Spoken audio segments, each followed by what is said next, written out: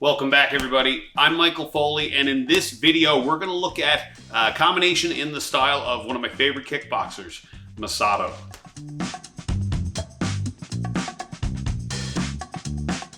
So what's great about Masato style fighting, there's a lot of things. I like his head movement. I like his upward cutting kick that allows him to stay in the pocket and throw combinations.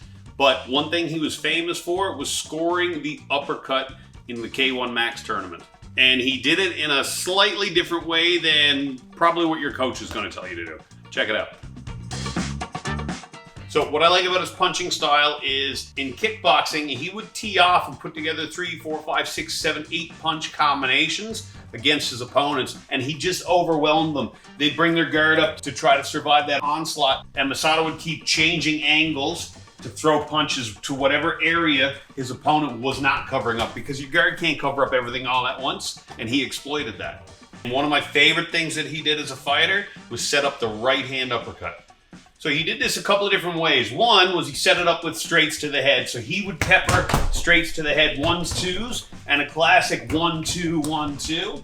Sometimes he'd throw a 2-1, but it was straights to the head, and that was all in an attempt to get his opponent to bring their guard up here, drop their chin, and bring their guard up. That left a gap right here between his opponent's wrists, and that's where he'd squeeze that uppercut in.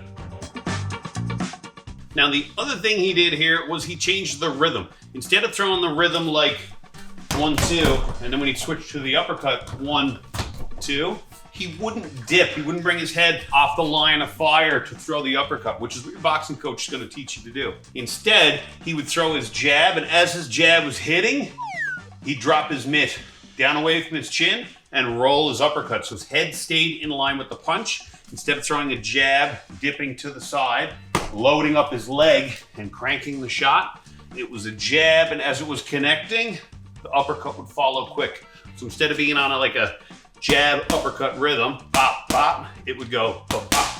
It would chase it quick. So instead of looking like this, it would be more like this, quicker. Okay, and just for practice, let's mix this into our own gigantic Masato style combination. So you set this up when you're sparring with a couple of straights, moving around, boom, and then when you get your opponent bringing their guard up here, instead of throwing a jab cross, you throw a jab uppercut. Off that uppercut, you snap their head back. They've brought their guard up tight. You're gonna tag the body over here. So off that uppercut, body hook to bring their guard back down. Then you come back upstairs with a hook. Then you finish it off with cross. So the whole combo looks like. So I often see new kickboxers get caught when they're sparring because they're new. They don't really know what to do, and every setup works.